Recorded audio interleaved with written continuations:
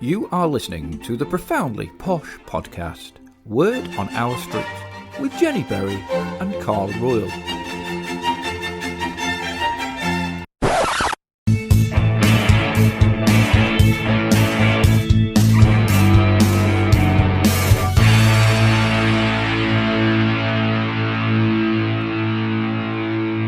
So, how do you think episode 1 went?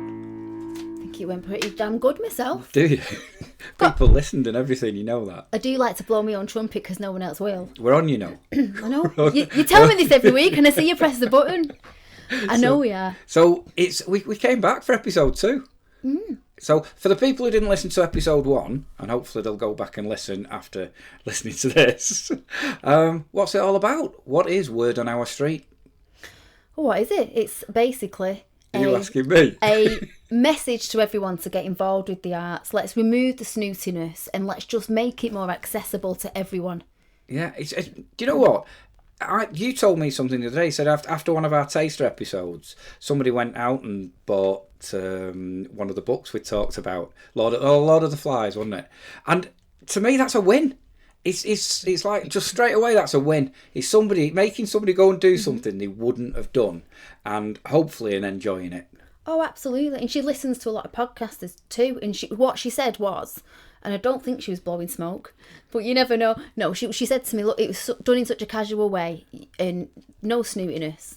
It's making me interested. And that's what we want. We just want to be ourselves and get everyday people like us accessing the arts. I don't think we've ever been accused of being snooty, have we? I definitely haven't. I don't think so. So what have you been doing? What have you been doing this week? Just a bit of lockdown leisureless, sit-ups in the front room. See, bit of critiquing. Yeah, but one other thing about this lockdown, which we're still in, and it sort of gives away the timeline in case people listen to this in years' time, is it does give you a chance to look at some stuff like we're talking about that you wouldn't normally look at. And I discovered something the other day, and I sent you've got to watch this, and it was the Cressida Cowell, who is the children's laureate, and she wrote all the How to Train Your Dragon books, and she wrote another series called Wizard of Once, which are books that I've been reading to Izzy, my 10-year-old, and they're absolutely brilliant. No, they are. And we're not going to talk about books, by the way, at this bit. But she put on a summer camp, and it was all online, and it was with the Book Trust, who I didn't know much about. Again, so even just doing these first couple of episodes, we're learning about all these organisations that put stuff up for free, and it is amazing what they do in the Book Trust, because I have heard of the Book Trust, obviously. Well, I had a look at it, and I saw an interview with Cressida Cowell, who I like anyway because I have read some of her books. And I think I told you this, where she was the first interview introducing this summer camp for all the kids. Wasn't for kids at all. It was wasted, you said. I said it. In fact, I sent the Book Trust a tweet, and I said it's too good for the children, and they liked it. They said that. I thought that was good. Well, I went on because there's so many different snippets of videos, weren't there? Yeah. For different things, which was great. Absolutely. And I'm going to do a massive plug here for Teresa Lola. She's the Young People's Laureate poet for London, and she does an Ode to Your Voice poem. If you've not heard it, adult or child, it is for children, but go and listen to it because she's fantastic. She's on Instagram and I love her work. Do you? Yeah, I really do. She's a real raw, academic, slightly mixed up writer. So she's really a mix of things, but very, very down to earth. I really like her. Well, I watched Cressida Cowell. I think she's a bit batty. She's in the nicest possible way. But the thing that sort of rammed home with me, which she talked about when she was at school, she wasn't the best speller, she wasn't the best writer, and she certainly wasn't the best drawer, as she called it.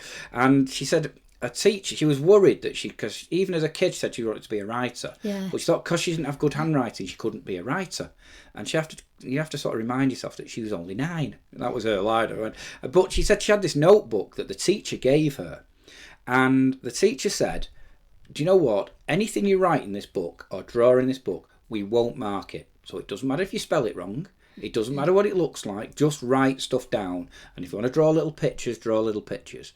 And she still had this little notebook. And she said, I don't really show people this very often. And she went through. That's amazing, isn't it? And some of the pictures she's used in the Wizard of Once books. Do you know what that tells me, though?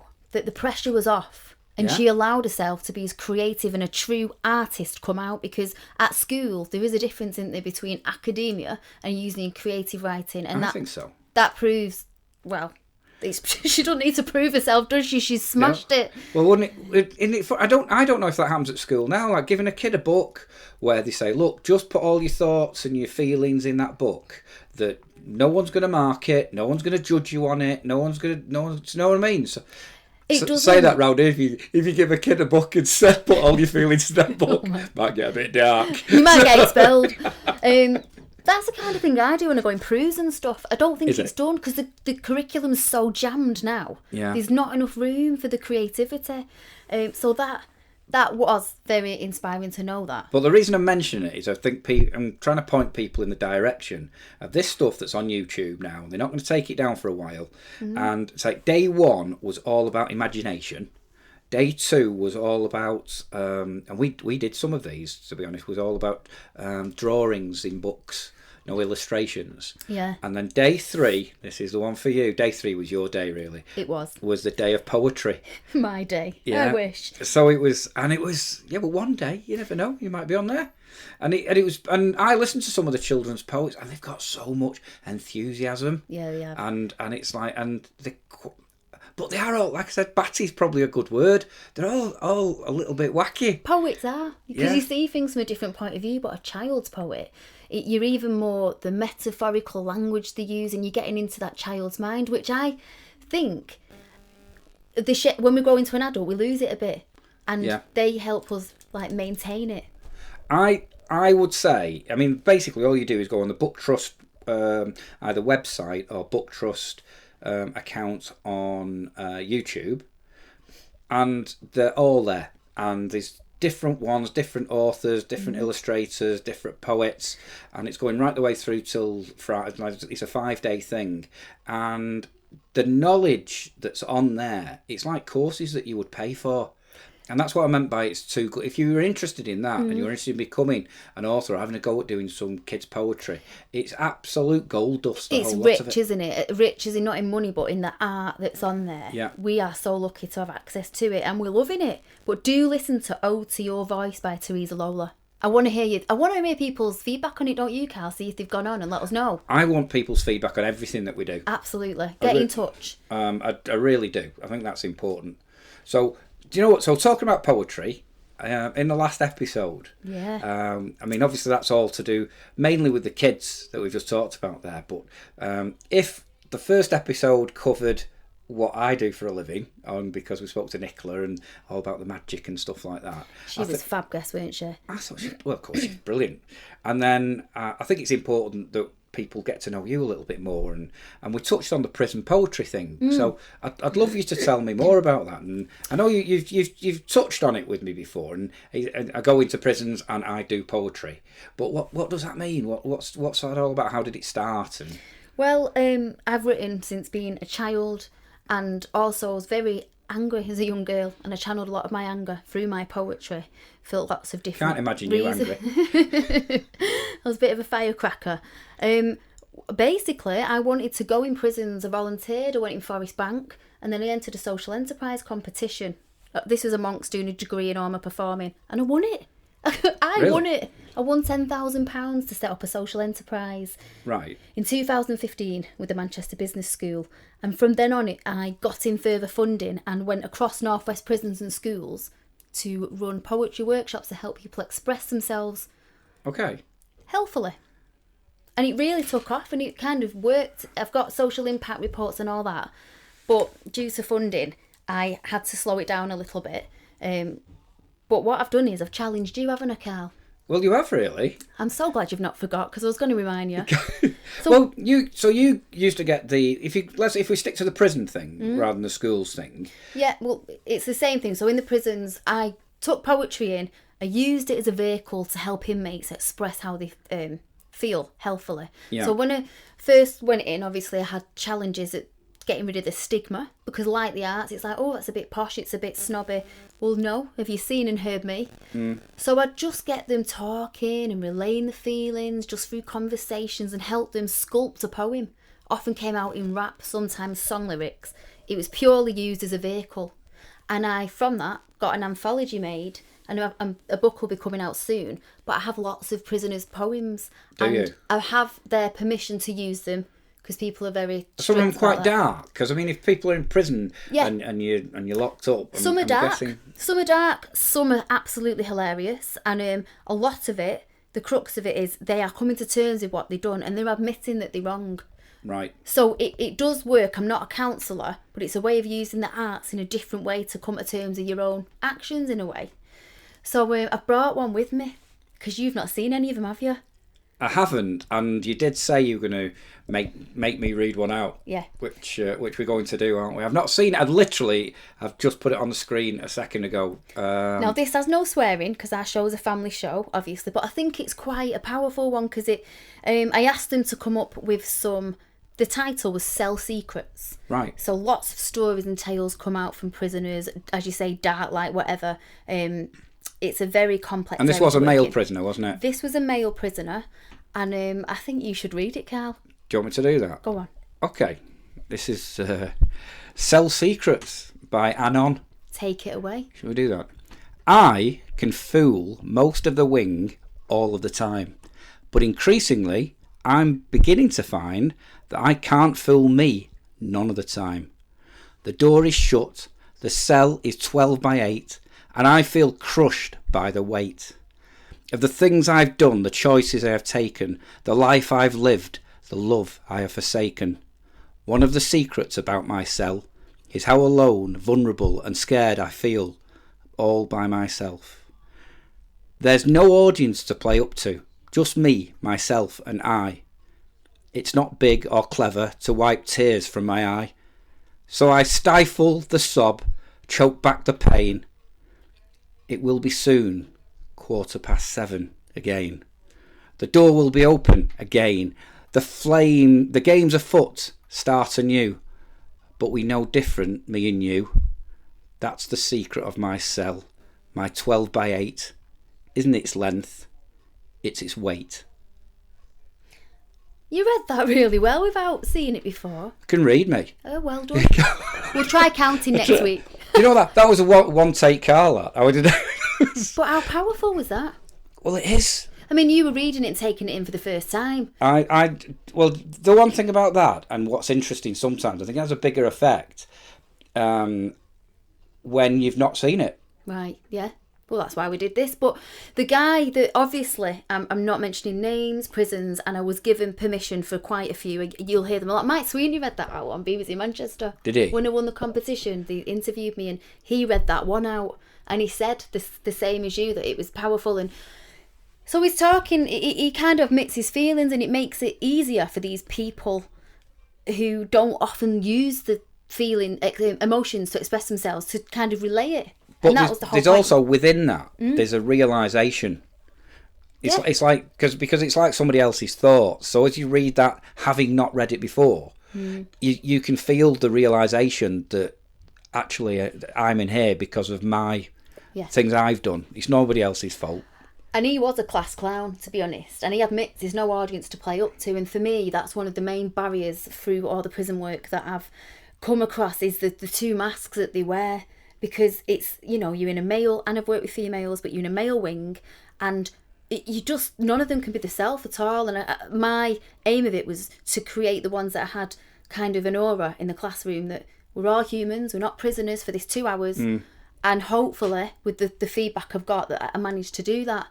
Yeah, but in life, we all put a veneer on, don't we? We do, yeah. And it's funny because actually there's in the book we talked about in the first episode. There's a whole section on people putting a veneer on. I suppose if you're in prison or something like that, that veneer gets doubled or tripled because you don't want to show people your inner self, because you've probably got to have a certain aura about you to get scary place. Yeah. So and so that comes through just in that poem, really. Well, that's good, and it's like somebody saying, "I wish I could be myself." But I can't, and I realise it's my fault. I think for me as well, a message I want, if anyone's listening here, that how, I've been slated before, why are you going in prisons? And well, actually because of that, and the arts can help people come to terms with mental health problems and addiction, and money needs to be pumped into the arts in prisons and obviously out of prisons. It's that was cool. Yeah, well done. I think that's affected me slightly. Really? Yeah. You said that Hamilton affected you. It changed my life. Changed. But I meant it. I've got to say, I don't think that's just changed my life. Right. But it affected me. Well, I'm going to release you now, Cowell. There you go. I hope it affected other people. Well, tell us about it and get in touch. So anyway, so hopefully people know a little bit more about you there as well, and people who don't know about your poetry, because you've got a website as well, haven't you? I have. It's jennyberry.co.uk, and I'm on Instagram and Facebook. Yeah, so if people want to see more of your poetry and stuff like that, that's a good way. Because I think it's important in these first 2 episodes that we do, that people get to know us a little bit and they can see the guests. And so it's the same last week was the magic stuff. And I think it's great to have a chat about this, and so people can see where you do fun poems as well. No, that's just one side of my work. That's a very important side. No, you do. But we've done interviews together before, and some of the fun poetry you do is very funny. Yeah, so I do write comedy as well in TV and so I dabble across the genres of writing. So I do funny things. I'm not all dark. Yeah, I thought we'd just get that in, because otherwise everyone's going to think she's a bit dark. Everyone's going to start crying, aren't they? So so to lighten the mood a little bit, because we both love music as well, don't we? We do indeed. And one of the things about this podcast is we want to make sure it's very guest driven, so that you're not having to listen to us to waffle on all the time. So you come up with some great guests. So this is your turn, because you got in touch with Ed, didn't you? Our guest today has just been brilliant. So Ed Blaney from Salford. If you've not heard of him, I'm sure you have. He was a former manager of The Fall, and he is a singer-songwriter. And he runs Salford Music Festival. Yeah. Now, he's massive, really. And what I love about him is how down-to-earth he is. And I just contacted him on Facebook, and he replied straight away. I think that's one of the understatements I've ever heard you made, down-to-earth, because he was absolutely brilliant. He was fantastic. But I come across a lot of egos in this industry, and it does my head in. Yeah, but we talk that. What do you say? Some people have got to give their head a wobble. Give your head a wobble. Yeah. Well, that's becoming. That's going to be one of our little mantras, isn't it? Mm. So we've. But he's a true Salford lad, and he did the markets when he was younger, didn't he? Yeah. He tells us. I don't want to give the interview. We'll play it in a bit, but no, really massive thanks to Ed Blaney. Shall we play the interview? Yeah, go on. This is Ed Blaney. Give your head a wobble. You're listening to the Word on Our Street podcast. So we have got Ed Blaney on. You all right, Ed? I'm absolutely fine, thank you. How are you two? We are buzzing that you are our guest on this podcast, to be honest. Absolutely made up, Ed. Nice to speak to you. Oh, it's an absolute pleasure. When I email people like you, I'm used to just waiting for 5 weeks, and you replied straight away. Did he? Yeah. You must have been bored. Was you bored? No, I just think it's polite, and that's the trouble with a lot of things and people in the business. What's good about the COVID is you don't have to speak to people's agents as much now, because the bigger stars, are absolutely gagging for oxygen because they're not getting enough attention. Yeah. So I think that's a good thing for people who are trying to do good things in the community and stuff, and put events on and podcasts like this, bring a bit of niceness to people. Absolutely. Well, we're trying to be nice, and we're trying to get more accessibility and get people to listen to things and do things they wouldn't normally do, because these people have got to have a bit more time on their hands. Yeah, well, I think with the arts, the accessibility, it has got that thing where people just think, oh, it's not for me, or I'm not invited, and it is very much a class thing, but most of the best art in the world, in my honest opinion, comes from working classes. Like Alan Bleasdale with, Boys from the Black stuff when I was a kid, playwrights and music and, a lot of it. And then when it gets up to the top, kind of people don't feel a part of it. Well, that's changing. I think like the Laura do quite a lot in Salford and other art groups, which is good. And I think the more people get involved in it, especially from a young, early age, the better it'll be in 10, 15 years' time. Absolutely, and we want to be a massive part of that message, being Salford kids ourselves. Now, you got into music, I've read, around the age of 27. Can you tell us a little bit about how you entered the industry, Ed?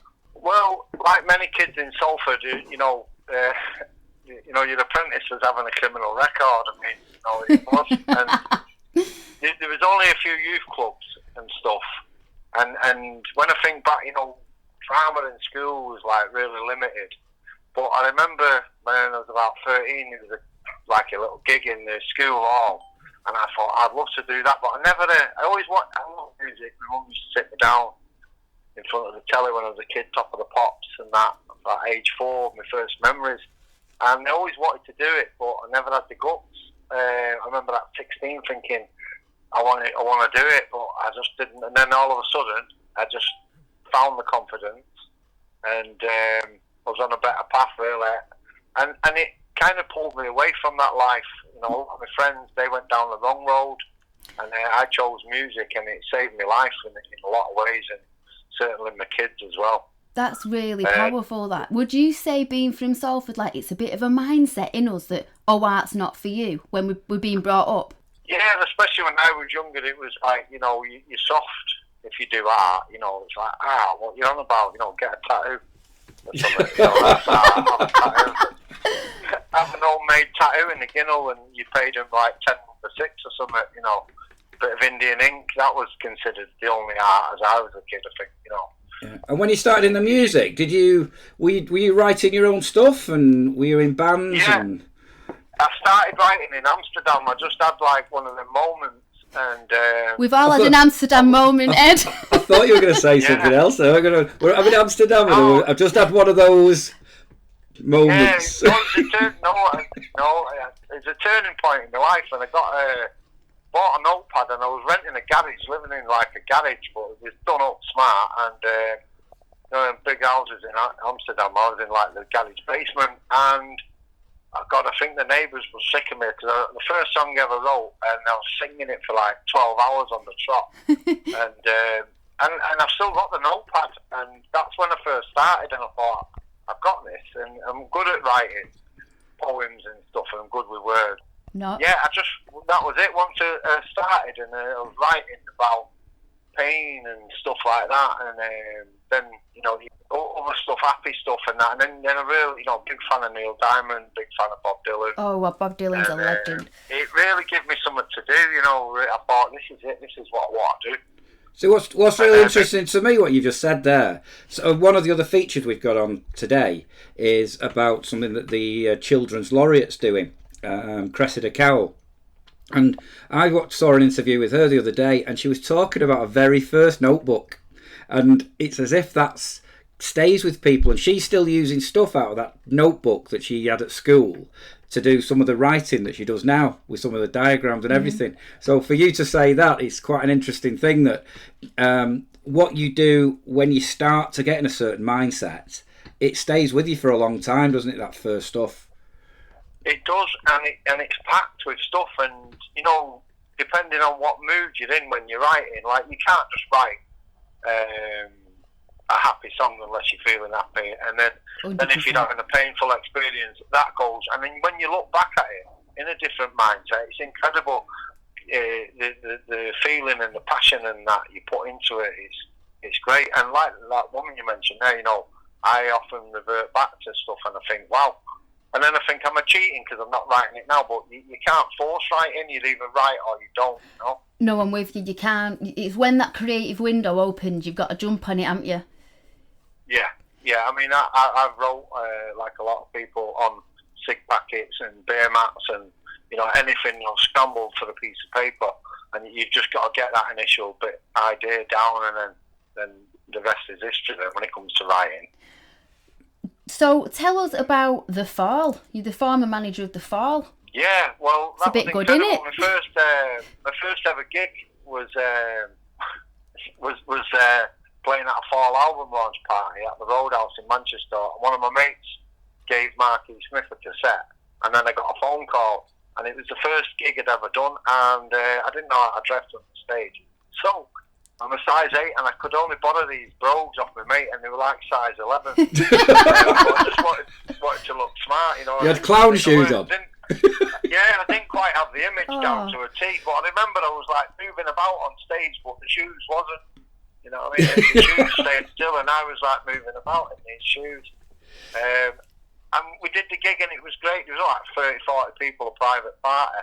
And Marky Smith was a fan then, and he'd always give us like supports. And then this is an actual true story. We was playing. He offered me a Dublin gig, and he said, "I want you to be the tour manager." And I said, "Well, I'll tell you what. If my band Trigger Happy can have them 4 gigs, London and Dublin, and a couple of others," I said, "We'll do it." And we'd done 1 gig, the Manchester one, I think. And then the night before Dublin, the band left. Mark sacked them, or they left the fall, 3/4 of them. So he rings me up and he says, "Right, the band have left, Cop. Oh my God. You need to have a word with your band and that." And I was like, "Right." So I phoned my band and I said, "Right, listen, we're not playing Dublin. We're going, but we're not playing." They went, "Well, what do you mean? What do you mean? You know, we're all ready." I said, "Right, got 8 hours to learn the set in the fall." Really? And that was it. Yeah, and 3/4 of my band became members of the fall, and we went to Dublin the next day. It was surreal, but we pulled it off. It was incredible. I bet you were better, weren't you? Oh yeah. Of course. The fall. I mean, in fairness, that lineup, they'd done the unutterable. They were brilliant, but off the pitch, like off stage, they were a nightmare to look after. Honestly, like escaped monkeys from the zoo. Every time we pulled up at the services, they'd be off. But you know what? Isn't it true, though? That's one of the things I deal with a lot of people. And sometimes it's not all about their artistic talents. It's about what they like to deal with. Oh, yeah. So people can become a nightmare, can't they? Yeah, I mean, some of the stars you see now, and I think it's a good thing with this COVID, if there is any good, I always look for the positives. You know, they've had to give the head the proper wobble and realise that they're no different from Joe Bloggs, the person in the street, you know, and, you know, there's some artists are so difficult to work with. And Marky Smith had a reputation, but he was an absolute star and a nice gentleman, you know, but if you got on, you know, if you rubbed him up the wrong way, and I always think, well, 40 years of having I won't swear, took out of him, then, you know, no wonder he got the way he did and stuff, but a lot of stars, it's so hard to work with and up their own Alice sort of thing. There's a lot of egos to deal with. You've got to be nice to people. You've got to be nice to people. That's so I judge people like, I don't listen to the stuff booking for Soulful Music Festival. I'll know by the email what they're like. I'm not even bothered out. Well, you've just done a nice transition for us there, because that was my next question. Because obviously you've got to deal with a lot of people when you're organising the Salford Music Festival, haven't you? And so can you tell us a little bit about the music festival now? It's been a bit different this year. I loved it online. Yeah, well, you know, I was in a dark place when all this kicked in, because I lost a load of money with my businesses and stuff, my bars, and there was no help. And you know, for a few weeks I was just like, wow. You know, and I wasn't on Facebook either. I pulled that in January, and I just thought, I've got to do something. So I phoned Paul Ashton, who've done it with for years, and I said, look, are you up for it? What, should we do something? And I was on at the Mayor, because I seen like the GM streaming, and I thought, well, why ain't Salford doing anything again? Here we are again, Salford doing nothing. So that was the catalyst for it, and me and Paul Ashton agreed we'd do it. Spoke to the council and said, look, this is what we want to do. And CVS, they were brilliant. And I said, look, we don't just want to do a music festival, we want it to be a social thing, and we want to involve every single community group in Salford and all the voluntary groups and all the unsung heroes. We want them to be part of it. And it just got on a roll. We put it all together within 2 weeks. Really? It was incredible what we achieved. And I normally only remember the bad things if something goes wrong. It always does. Like normally you got like, you know, biggest year we had 324 bands in 22 venues. simultaneously over 4 days across the city. So doing it online, it still had that madness feel, that chaotic feel, even though it was online. No, it did. I watched it. Sorry, Ed. It had a different vibe. The reaction we got was amazing, and lifting people's spirits and involving, giving people that, you know, bit of something that they've not had. Some people haven't been out of the house at all, and they said it's the best thing they've seen. It's incredible, really, to think we did it. It was needed. Yeah, do you think the fact that people have done, like the theatre have done a lot online and festivals have gone online, do you think next year, when, fingers crossed, we can go and do things like we used to, do you think it's going to, people are going to go absolutely mad for it? Because I'm hoping so. What you mean, as in like going to the concerts? Yeah, going live again. I mean, yeah, it's going to be amazing. And you know, again, I look at the positives. You're going to have a whole new approach. I think like stars have had to give their heads a wobble. Big companies, theatre companies, big you know, bookers and that in the music. Everybody's had to rethink it, and hopefully, you know, that will open up the doors to a load of brand new talent, and it'll be a refreshing new. I don't think it can go back to how it was. I think there was a bit where, you know, like the point of this is it's got to be accessible. Yeah. And hopefully now the positives will be that people will feel part of it, and they'll have watched so much online. They'll either go and get involved, or they'll go and buy a ticket. And you can't beat a live performance. No, you just can't beat it, you know. I mean, I'm hoping that people will start going to the smaller venues again and just packing them out and just getting that vibe back, really. Yeah, well, it's always been there, you know. That's another thing.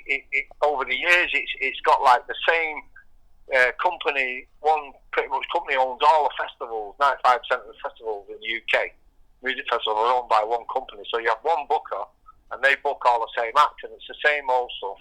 You know, one headliner, and then you know, dead legs, but in a nice way. The same suspects, and that needs to change. It needs to be opened up, and I think they've learned that. You know, I've seen that already. Big organisations thinking actually we might have, you know, took a lot of this for granted and stuff. And grassroots is always where it's at. It's the freshest ideas, and it's an open market now with the internet as well. And you know, anyone can do anything. And you know, people need more support. I mean, the Lowry, I did a sort of Salford rock opera. He asked me to create that, and that was great to do that. I'm building up a good rapport with them, and I'm speaking to the council, and I'm all for the working class getting involved and stuff and being supported, because there's never enough support, you know. And if you're from any in the city in the UK, it's the same. You know, youth clubs are closed down. You know, I mean, you remember when we were kids, there was always one person that you looked up to at the youth club. You know, the others used to tell you off all night. But there's always one person that inspired you, and that's what we're lacking. No, so hopefully, with all the funding coming up, they'll look at that sector and think, you know, it's like all the kids at school now that aren't in school, that haven't been to school. When we was kids, if you had a few days off, your head went, you couldn't concentrate. I can't imagine what it's like for young kids now to have to go back to school. It's massively affecting the mental health, this break, to be honest, because I do go in schools and prisons a lot. But I want to ask you a question about your own writing, Ed, because I've read that you did the markets when you were younger. Is that right? It is, and I'm still the same person now as I was. So I lived in Bryden Close, which was pretty much opposite Salford Market, and you know, I had a job when I was 7. You know, I used to go to school and stuff, and I just said, "Do you want any help, mister?" You know, it was standard that, and they go, "All right," and you'd do unloading and you'd do packing away at 4. But do you think that experience has influenced your writing, being such a working class, genuine Salford lad? You know, working on the markets, entering the industry. Does that influence your lyrics in any way? 100%, yeah. You know, there's nothing better than having a good bit of a laugh with someone, member of the public, and learning your skills. You know, if you can, you know, make someone laugh and sell them something as well. No, it's banter, isn't it? It's having that, knowing how to have that banter with people. Yeah, and Salford Market, when I was a kid, you know, there was a guy there, and he used to sell pots and that, porcelain and all that, and he'd have earrings in, and he'd do a proper speech, you know, one of them like an auction sort of thing, and lady at the back over there, and she'll take forward, and they had all the punchlines as well. One for the granny and one for your granny and all that, and I'm chucking it, straight, you know, and it did. It's a good call, that one. Yeah, it definitely. It's a bit like it's like Jenny said about the notebook thing before. I mean, I was a redcoat when I was younger. Yeah. But Butlins, and I always pull from that experience of a couple of years at Butlins and having to be just up with people and communicate all the time. And I say, like, every day I pull on that experience. And I think it's the same with all of us. I think we don't realise how much we moulded in those earlier years, do we? No, that's it. And if you're an entertainer, you do anything even behind the scenes, you know, you're part of that, and it's producing happiness in people. Yeah. And it's great to be, you know, like the best comedians. I remember them all. You know, Norman Wisdom was my favourite. You know, Bernard Manning, I know it's not a thingy, but it was great. You know, Bernard Manning was absolutely brilliant. You know, Chubby Brown, a bit more darker, but I love Chubby Brown. Anything entertainment was great. You know, that's why that show called. It hurts so much now. It hurts so much now when the government are actually saying we're not allowed to make people laugh. Because that's what spread. It actually says that in some of the directives where they go, one of the problems is entertainers making people laugh, and you go, I've made the joke it's all right with my act because I don't make anyone laugh, but it's. I'm laughing. Yeah, they're not laughing now. So what have you got anything planned like coming up for when we can go out again, or any more online gigs? What's your latest things going on then, Ed? Well, you know what? We got back from Berlin on March the 5th, so I'm like 3/4 away through my third album, and been going out. I don't even know what year it is, but we've been going out all. What month is it? God, yeah. What day is it? We've been going out, and so we got back on March the 5th, and I remember talking about it in Berlin. And it was kind of semi, you know, is it going to happen? Is it going to happen? And was it 15th, 16th? It did. Yeah. So everything come to a halt, and we've been doing a bit over the internet, sending it back and forth, but it's boring. I'm just not feeling it. I need to sing on about 3 tracks, and the album's finished. But what we did, we released 1 track in April called Othello, which is very theatrical actually, and probably one of my I'm most proud of pieces I've ever done, and it sums up. You'll have to listen to it, or I've listened. You've just jumped to it. I was about to ask you. We've got a brilliant reaction off it. I thought, well, I'll just put it out, you know, just to keep people, you know, give them something, let them know what we are doing. So I've decided I'm not going to do anything else over the internet, like sending the files and then trying it, because you've got to be in the studio, and we've got a brilliant studio. It's a 1950s cinema converted. It's where we did the last album.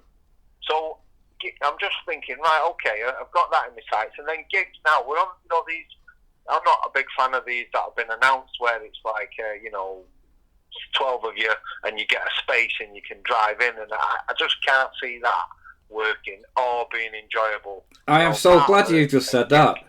Because I've looked at it and I've gone, how's that going? There's no atmosphere.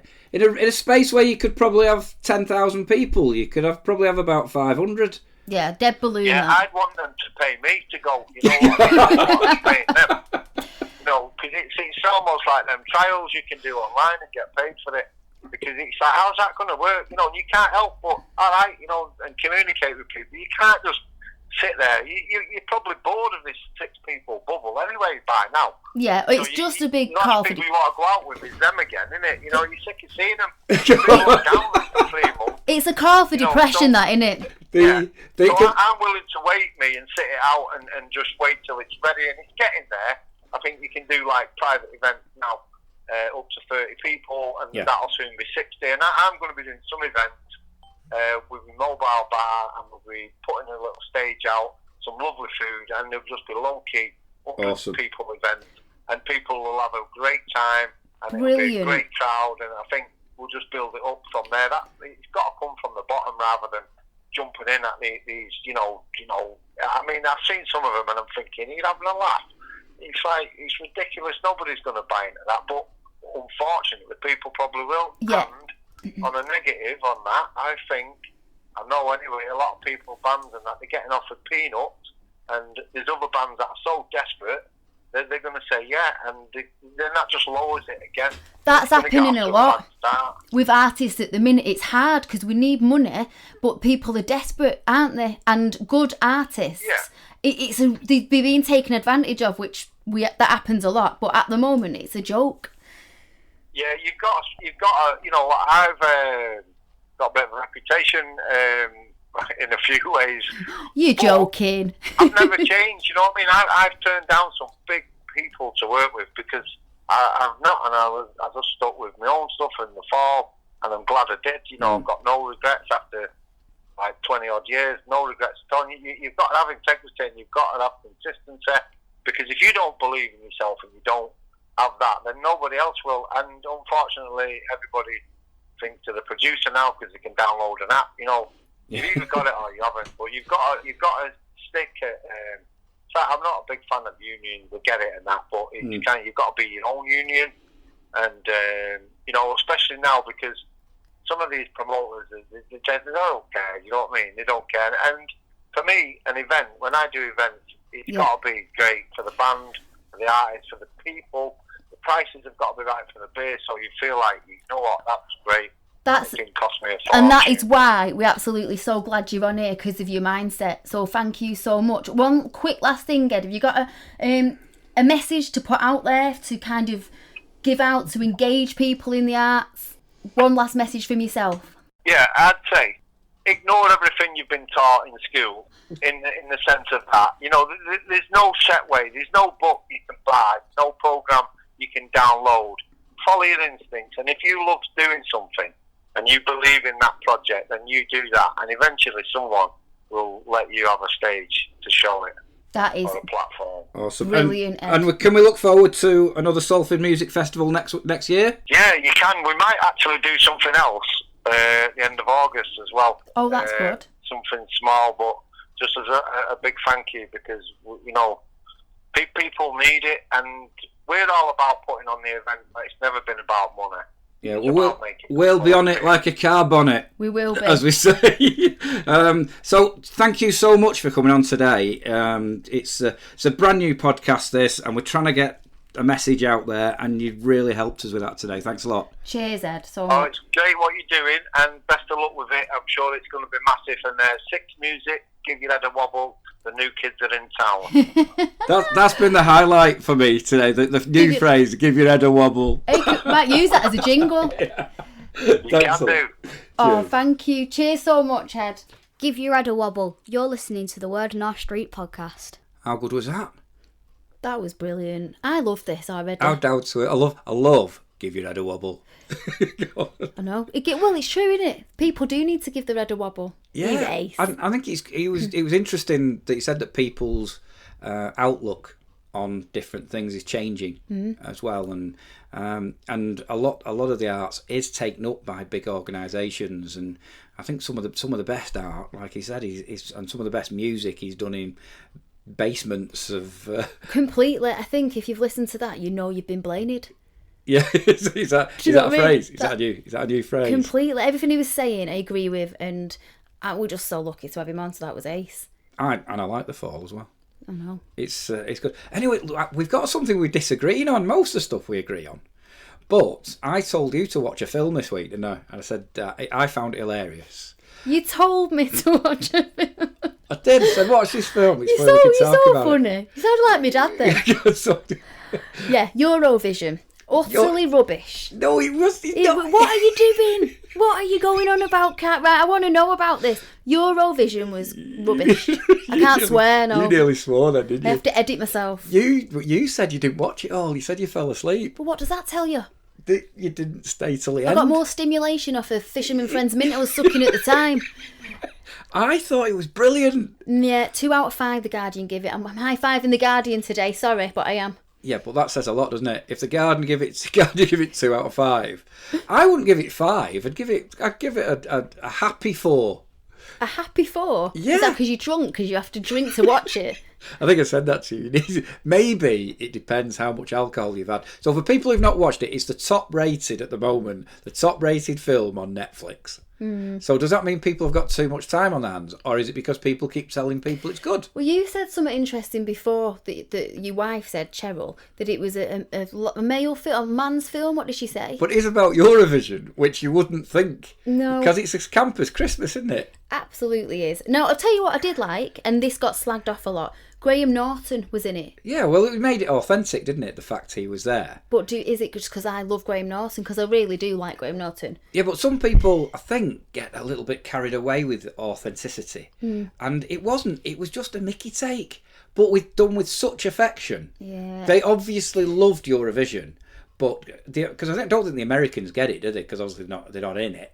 And I think that most of us don't, but we're too shy to say it. But they took the mickey out of that. Even the thing like with the UK getting no points, and there was all. Guess what? The film gets no points from me.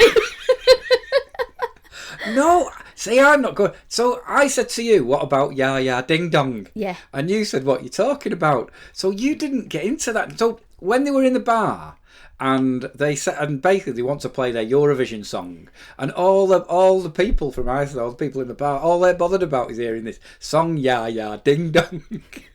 Is it when the audience is saying, no, don't want to hear anything else? Yeah, but then they keep doing really good callbacks, because they do that at the end as well. Yeah. And by the end, do you know what? I've even looked that up on the internet and played it the other day. I came in one of the rooms singing Ya Ya Ding Dong. But if we weren't in lockdown, would you have done that? Let's get real. I like the thing with the elves. You're losing the plot. I thought the thing with the elves was hilarious, and then the actual set pieces of the Eurovision. I just thought they were brilliant. There was callbacks to all the Eurovisions, like when he was in the Ferris wheel. No, right. I felt it was an easy watch. Okay, I did laugh at some parts, but overall, it wasn't funny. It wasn't for me. It wasn't cleverly comedic written. It wasn't. It was just you're laughing because it's stupid. It's stupid. It was stupid. You're laughing because you're thinking, "What's my life come to?" What, I'm locked down watching this. I'm sat here watching this. Yeah. So well, I watched it with the family. I thought it was a good family film. Well, maybe in that way it was. I'd had about 3 bottles of wine. Well, you had to sit through it. No, I'd had 3, not 2. You had 2. But I just would say, if you want to take your brain out and watch something that's well made, you can't say it's not well made. It's the production value of that film. I go with that. I agree with that. And you've got to wait for the set pieces, because the build up to the laugh. I'm still waiting though. That's the problem. No, yeah, but you gave up on it. It sounds like you gave up on it. I think what they do, the wind up to the gag, is sometimes a little bit long, but the payoff is quite good. Right. And do you know what? The music at the end, when they end up doing their Eurovision song, it's like even the music's quite good, and you're not having it, are you? I'm just not having it. The look you just gave me. When we start doing these live, because we're going to do a few, aren't we? Yeah, we'll do. I can see that. People will see my expressions burning through the microphone into your head, and they'll get my tone. So I would say, if you've got Netflix, check it out. You would say, if you've got Netflix, don't. I'm going to go with Notflix. Just don't do it. Really? Yeah.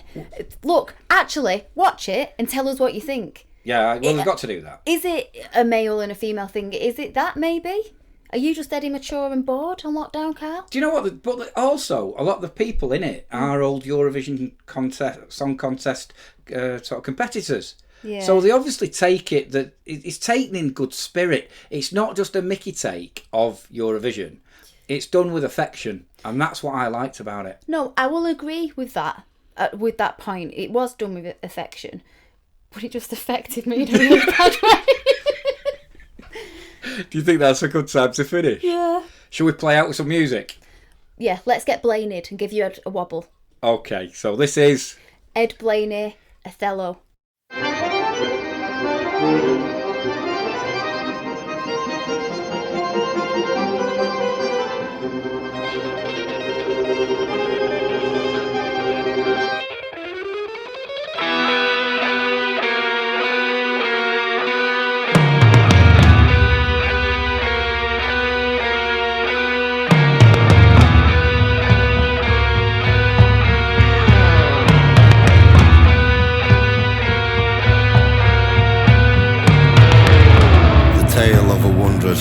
insatiable man named Othello, a creature born from the ink of charisma, void of any kind of social injustice.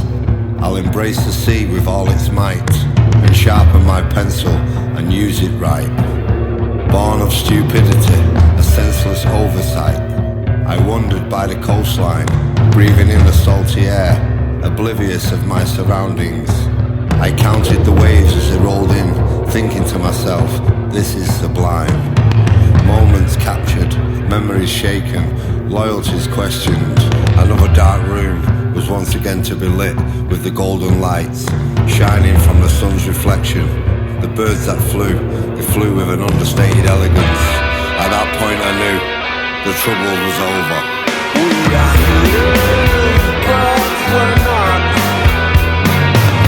Remember those who forgot. And every time and place, see the light and not my face.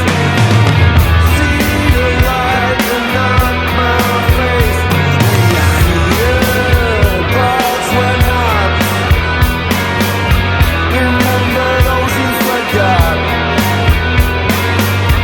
And every time and place, see the light and not my face.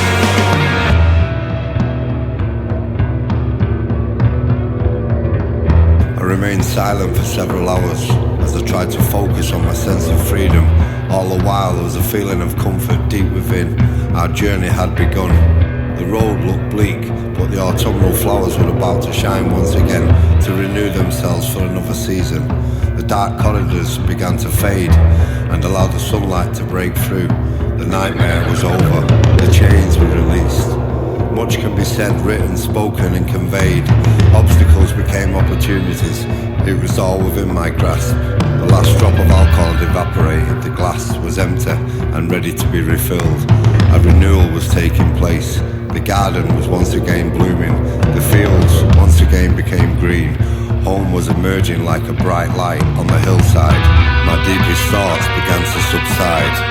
I'm alive. We are here, but we're not.